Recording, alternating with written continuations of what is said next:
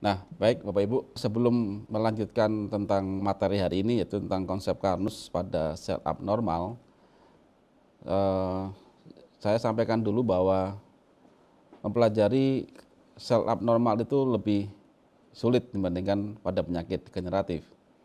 Jadi ada baiknya nanti kalau seandainya Bapak Ibu eh, agak sulit menerima apa yang akan saya sampaikan pada materi ini, maka saya harapkan Bapak Ibu bisa melihat lagi, mempelajari lagi video pada FYD tentang konsep Karnus pada penyakit degeneratif, begitu. Karena pada video ini saya tidak lagi mengulang dasar dari metabolisme tingkat sel dari makanan kita sampai ke pembangkitan energi yang sempat kami review ya, kami sampaikan secara garis besar itu di video sebelumnya. Baik Bapak Ibu, sekarang kita mulai. Jadi sel abnormal itu adalah sel yang berbeda dengan induknya, dengan asalnya. Jadi kalau sebagai gambaran ya, manusia ini kan organisasi sekian triliun sel, organisasi sekian triliun sel. Setiap sel mati akan diganti selama mendapatkan nutrisi, gitu kan.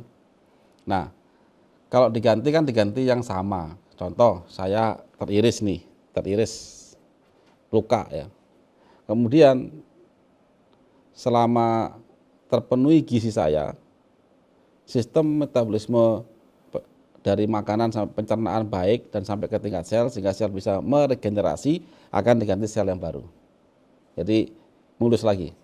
Tapi kalau seandainya kita luka, kemudian jalan proses metabolisme penggantian sel, mitosisnya terjadi, tetapi diganti dengan sel yang berbeda. Taruhlah tumbuh keloid, ya. Nah itu sel abnormal. Nah dari situlah kita ambil definisi sel abnormal. Jadi mulai dari keloid, tumor, cancer, dan lain sebagainya. Oke, jadi itu overview-nya ya secara singkat. Kemudian coba kita lihat mereka-mereka yang sudah menerapkan konsep Karnus. Saya hanya sampaikan mungkin di video kali ini hanya mungkin totalnya ada 4 orang yang kami tampilkan, tetapi di data kami yang ditangani oleh para pendekar kami, yaitu mereka yang sudah mempelajari konsep Karnus dan menerapkannya di terapis dan dokter kami, sudah banyak sekali yang sembuh sejak tahun 2017 sampai sekarang. Contohnya Mutiara Sari ya. Ini memang yang kita awasi dan langsung di bawah kami langsung official sejak tahun 2017.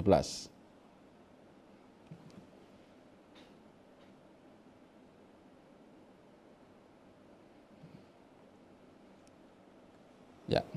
Jadi Mutiara Sari. Jadi sejak tahun 2017 adik ini ketemu kami dan dia kena kanker mata. Kondisinya sudah sangat lumayan parah waktu itu. Orang tua adik Mutiara Sari sudah pasrah.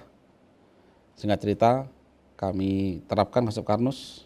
Alhamdulillah dia sampai sekarang sehat. Dan para alumni atau para peserta kuliah konsep Karnus sudah pasti akan ketemu sama Mutiara Sari. Terakhir kita adakan kuliah konsep Karnus bulan Februari tahun 2020 kalau nggak salah. Kemudian Safa, kanker otak ya. Demikian juga ketemu kami tahun 2017. Sepertiga otak Safa itu kena cancer. Kondisi Safa waktu itu mata sebelah, saya lupa kanan atau kiri ya, sudah hampir buta. Yang sebelah kanannya tinggal jarak sekian meter. Ditambah pusing dan sebagainya. Kemudian sempat operasi sekali, namun tidak kemoterapi. Karena sang ibunda Safa ini sangat takut. Kebetulan pada waktu itu ada sekian orang ya, ada mungkin 3 orang atau 4 orang yang melakukan operasi, yang 3 itu lanjut kemoterapi tapi meninggal semuanya. Akhirnya ibunda Safa tidak berani untuk kemoterapi. Akhirnya ketemu kami, alhamdulillah Safa sampai sekarang sehat, bisa sekolah normal ya, matanya sudah bisa melihat lagi. Dan para peserta kuliah konsep Karnus, semua angkatan, dari angkatan 1 sampai angkatan 5 terakhir kemarin, ketemu dengan SAFA ya. Oke, kalau gitu. Kita langsung ke apa itu sel abnormal. Sel abnormal adalah sel yang tidak normal dan pertumbuhannya tidak terkendali. Seperti kanker, tumor, kista, miom, dan lain-lain. Bahkan keloid pun juga sama. Yang membedakan cuman seberapa cepat dia pertumbuhannya, hanya itu. Data fakta penyintas kanker di Indonesia. Kita ambil dari WHO ya. Jadi kalau kita ambil di sini 51,sekian% 179.000, berarti total penyintas kanker, artinya penderita kanker itu kalikan 2 lah ya. Mungkin hampir sekitar 350.000 lebih ya. Ini yang sumber WHO, saya lupa tahun berapa, kalau nggak salah tahun 2016 kalau nggak salah ini. Sekarang nggak tahu apakah tetap atau bertambah ya. Nah, penanganan sel abnormal secara umum adalah sebagai berikut. Operasi, kemudian biasanya lanjut ke kemoterapi, ada kombinasi dengan radiasi, ada terapi hormonal, dan ada beberapa yang terapi biologis ya. Akibatnya mayoritas pasien itu ya mual, muntah, dan sebagainya. Kalau cuma seandainya mual, muntah, sembuh, nggak masalah. Tapi mayoritas mereka menderita penderitaan yang lumayan amat sangat berat, tapi keadaan tubuhnya itu tidak kunjung membaik. Nah, di sini. Setelah dilakukan penanganan tersebut, apakah sel abnormal bisa muncul lagi? Mayoritas pasien kanker itu mereka itu tidak sembuh. Jadi setelah operasi, someday nanti dia tumbuh lagi. Bahkan mereka ada yang lebih mengganas, naik peringkat ya, naik stadium. Jangankan operasi, di biopsi aja, diambil, dilukain ya, diambil spesimennya. Setelah biopsi jarak sekian minggu itu tumbuh lagi dari luka biopsi itu. Lalu apa penyebab dan apa solusi penanganan sel abnormal? Nah, ini yang akan kita bahas. Tapi sekali lagi, dasar pembahasan kami di sini adalah berdasarkan keilmuan dasar ya, ada kimia, fisika, biologi, dan pada tubuh manusia. Saya harapkan Bapak Ibu sudah mempelajari atau melihat video overview konsep Karnus tentang penyakit degeneratif, tentang lambung. Itu dasarnya, supaya nanti tidak bingung di sini. Nah, kami menerapkan penyembuhan pada penyakit sel abnormal itu dengan konsep Karnus. Jadi di mana konsep ini adalah pengembalian pola hidup manusia berdasarkan kodratnya yang sudah disematkan oleh Sang Pencipta. Mulai dari aktivitas sel sampai aktivitas tubuh manusia. Di sini kami yakini bahwa segala ciptaan yang semua ciptaan Allah beserta semua algoritmanya, semua tata caranya, semua undang-undangnya itu sudah sempurna.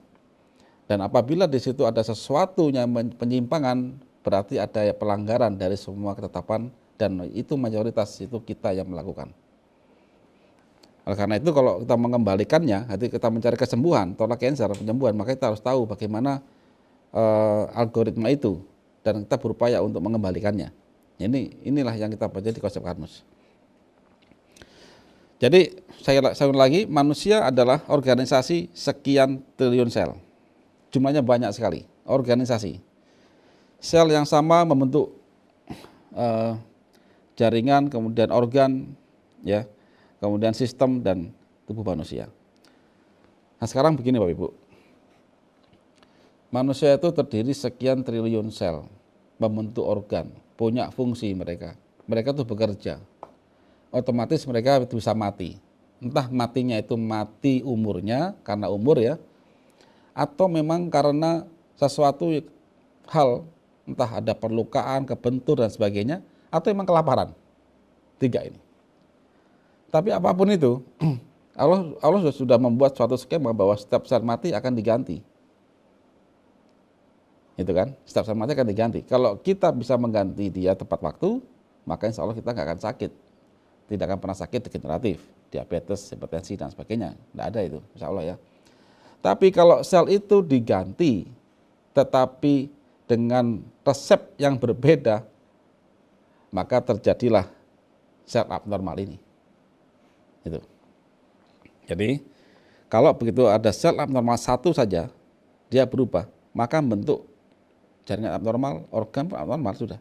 Oke, manusia akan sakit, tumor, kanker dan lain-lain. Tingkat keparahannya tergantung di mana letak pertumbuhan sel abnormal tadi, apakah itu di payudara, dia benjol, atau di dalam paru-paru, gitu kan. Kalau di kulit gini dia keluar nggak apa-apa, nggak ada yang neken. Di dalam organ kan menekan organ, apalagi ada pendarahan dalam. Nah ini yang potensi membunuh manusia. Nah ini gambarannya sel abnormal itu dan sel normal dan sel abnormal. Kalau sel normal dia pembelahannya itu teratur ya, dikendalikan, karena bayangkan kita ini sekian triliun sel. Anggap aja negara kita lah. Negara kita itu 270 juta manusia. Masih ingat nggak program KB dulu? Bagaimana untuk mengupayakan suatu daerah untuk ada angka kelahirannya itu diatur pemerintah. Sama juga dengan sel. Sel itu kelahirannya, mitosisnya juga diatur, dia ngatur, gitu kan. Oh, kamu hanya boleh 2, 1 dari 2, gitu kan. Jumlahnya jika berlebih maka itu akan dikendalikan sendiri oleh tubuh. Nah, kalau pada sel abnormal itu tidak terkendali dia pertumbuhannya dan berubah sifat. Jadi kalau sel normal itu dia tidak mudah pendarahan misalkan ya, bentuknya teratur, kelahirannya pun teratur, 1 jadi 2, 2 jadi 4 gitu kan.